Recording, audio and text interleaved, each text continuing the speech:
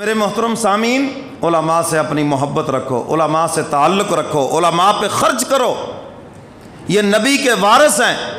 آج آپ کسی کے پاس جاتے ہیں، آپ اس کے بیٹے کو اگر کچھ دیتے ہیں تو اس کے باپ کی وجہ سے دیتے ہیں نا، ہیں؟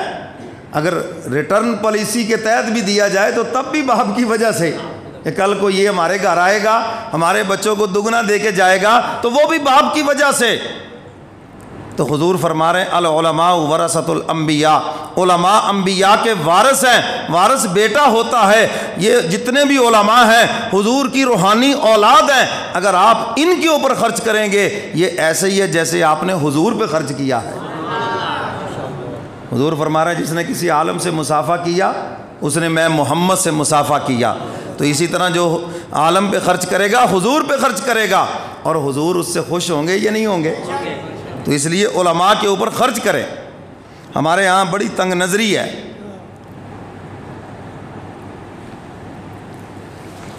شادی بیاہ کا موقع ہوگا، ہجڑوں کے اوپر پھینکیں گے لاکھ روپے، ہیں جی، مہندی کے اوپر جو بالکل فضول رسم ہے جس پر سوائے جوتوں کے اور کچھ نہیں، ہندوؤں کی رسم ہے، لاکھوں لگا دیں گے یا نہیں؟ پٹاخے چلا دیں گے 50-50 ہزار کے، اچھا جی 50-50 کاریں لے کے جائیں گے۔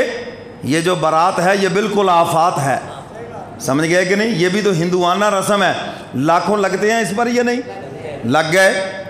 لیکن جب مولوی کو وہ نکاح کی فیس دینے کی باری آئے گی، ایسی شکل بنا لیں گے جیسے انٹرنیشنل یتیم یہی ہیں۔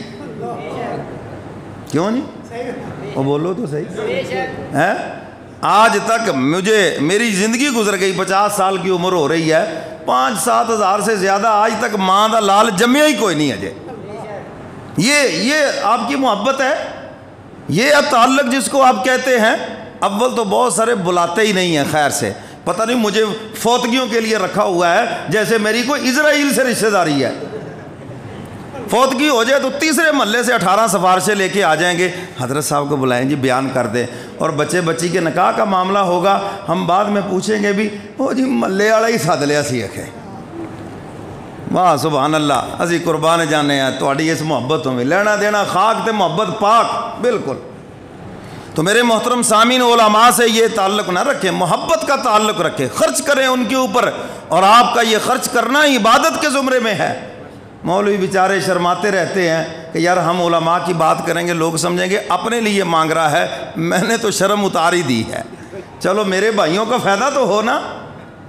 اور بہت سے علماء الحمدللہ مجھے دعائیں دیتے ہیں، فون کر کے کہتے ہیں حضرت صاحب آپ کا بھلا ہو، ہمارے چند لوگ آپ کے پاس جمعہ پڑھتے ہیں، آپ نے ان کو ترغیب دی ہے، کسی نے ہمیں موٹر سائیکل لے کے دے دیا، کسی نے عمرہ کروا دیا۔ وہ کہتے جی مولانا صاحب نے جمعے میں بتایا تھا، میں نے کہا الحمدللہ مجھے بھی برابر کا پورا اجر مل گیا، دیا آپ نے اپنے عالم کو۔ میں بھی دعا کرتا ہوں یا اللہ ایسے لوگوں کے رزق میں خوب اضافہ فرما جو علماء کی خدمت کرتے ہیں اور ان کے اوپر خرچ کرتے ہیں۔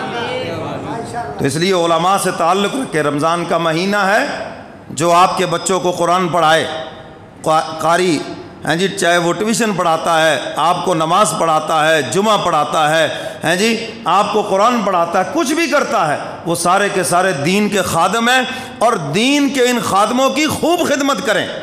اس مہنگائی کے دور میں کیا تنخواہیں 20-20 ہزار، 25-25 ہزار، اس سے زیادہ تو تمہارے بجلی کے بل ہیں، اور اس غریب نے اس میں سارا سسٹم چلانا ہے، وہ بھی تو انسان ہے۔ اگر کل میدان محشر میں حضور نے پوچھ لیا ادھر آؤ، میرے ساتھ محبت کے دعوے تو تمہارے بہت تھے، میرے وارثوں کے ساتھ تم نے حال یہ کیا ہے، اگر تمہاری یہی پوزیشن رہی علماء کے ساتھ تو کل کو کوئی عالم نہیں بنے گا، کل کو کوئی قاری نہیں بنے گا، اور اس کا جواب بھی پھر سب کو دینا ہوگا۔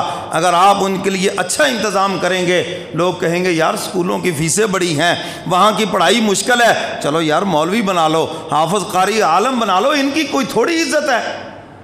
تو میرے محترم سامعین، عالم کے ساتھ اچھا برتاؤ کرنا، آپ اس عمل سے، یہ بھی آپ کا ایک تبلیغ کا حصہ ہے کہ آپ اس عمل سے لوگوں کو اس طرف لگا رکھے ہیں تاکہ لوگ اپنے بچوں کو حافظ قاری اور عالم بنائیں۔ کیوں جی بات سمجھ آ گئی؟ تو علماء بھی سفارش کریں گے 70 آدمیوں کی، تو علماء کی سفارش لینی ہے تو ان سے آج سے ہی محبت شروع کر دے. کیوں جی ٹھیک ہے نا. اور میں تو کہا کرتا ہوں عالم با عمل کسی بھی مسلک کا ہو کبھی بھی اس کی توہین نہ کرنا. اگر کسی عالم سے ناراضگی ہو جائے وہ مسجد چھوڑ دیں, اگلی مسجد چلے جائیں, کسی اور عالم سے تعلق قائم کر لیں, لیکن اس کی توہین نہ کریں. میرے پیر و مرشد نے بڑی خوبصورت مثال دی. ایک صاحب آگے کہنے لگے حضرت مولویوں کا یہ حال ہے, فلانا ہے, یوں کرتے ووں کرتے. حضرت سنتے رہے. اور میں ایک بات مجھے بتاؤ, اگر کوئی قرآن پاک غلط لکھا جائے, آیتیں آگے پیچھے ہوں, زبر و زیروں میں بھی فرق ہو, کیا کرو گے؟ کہنے لگے جی اس کو نہیں پڑھیں گے کیونکہ اس کی ترتیب غلط ہے, ہم اس کو غلاف میں لپیٹ کر بس الماری میں رکھ دیں گے, قبرستان میں دفن کر دیں گے, لیکن اس کو لپیٹ کے رکھیں گے. فرمایا ایک بات بتاؤ, ایسے غلط قرآن کو پاؤں سے ٹھوکر مارو گے؟ بولو بھائی. کہنے لگے جی نہیں. فرمایا کیوں نہیں؟ کہنے لگے جی چاہے وہ غلط ہے تو قرآن ہی نا. فرمایا عالم چاہے جتنا بھی غلط ہے تو نبی کا وارث ہیں جی. تم اس نسبت کا لحاظ کرو, اگر اس سے بھی کوئی غلطی ہو گئی, انسان ہے نا آخر, وہ فرشتہ تو ہے نہیں, وہ بھی تو یہیں کا انسان ہے. اگر کوئی چیز ایسی سامنے آ گئی ہے تو احترام کا درجہ رکھو اور اگلی مسجد میں چلے جاؤ, کوئی بات نہیں ہے. ہیں جی اللہ کی زمین وسیع ہے, لیکن تمہیں اس کی توہین کی اجازت نہیں ہے. اللہ نے 2 مقام ہے جہاں فرمایا میرا اعلان جنگ ہے. ایک سود خوروں سے اللہ فرماتے میرا اعلان جنگ ہے, اور دوسرا فرمایا جو کسی میرے ولی سے ٹکرائے اللہ فرماتے اس سے بھی میرا اعلان جنگ ہے. بات سمجھ آ گئی؟ تو علماء بھی سفارش کریں گے اور پھر ہر جنتی بھی